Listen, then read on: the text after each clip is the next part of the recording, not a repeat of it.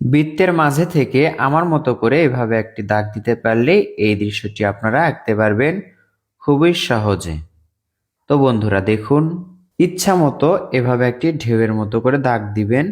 এরপর দেখুন এই দাগগুলো এভাবে মিলে দিবেন, একটু ভাঁজ করে, হালকা একটু ভাঁজ।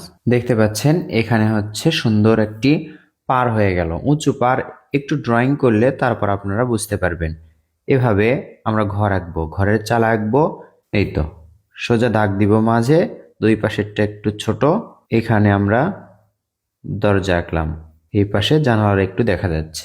এবার এখানে আমরা একটি গাছ আঁকবো। গাছটি দেখুন ভি লেটার থেকে আঁকছি, ভি লেটারের উপরে আরো একটি ভি, এরপর এখানে আরো একটি ভি, এখানে আরো একটি ভি। তাহলে সুন্দর কয়েকটি ডাল আঁকবো ভি লেটার থেকে। এই ডালগুলো আঁকলে গাছটি সুন্দর দেখাবে। আমরা চিকন পেন্সিল দিয়ে সুন্দর করে আঁকতে পারি। এখানে দেখুন, এই তো ডাল আঁকা হলো। এবার আমরা গাছের পাতা আঁকবো। এভাবে গোল গোল করলেই গাছের পাতা হয়ে যাবে।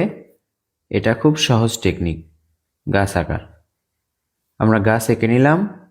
এবার গাছের শিকড় আঁকলাম। এই যে দাগ আছে মাঝে থেকে, এইটা আমরা সোজা করে এখানে মিলে দিলাম। এবার এখানে দেখুন কিভাবে এখানে আমরা বেড়া আঁকবো। তিনটি এভাবে দাগ আঁকবো এবং এখানে দেখুন, এই তো এখানে আমরা বেড়া আঁকছি। এই তো সোজা করে একটা দাগ দিলাম।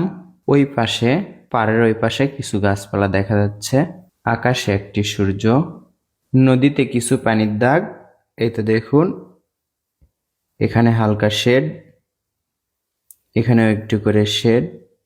এই তো তাহলেই সুন্দর একটি দৃশ্য ফুটে উঠলো একটি বৃত্তের মাঝে।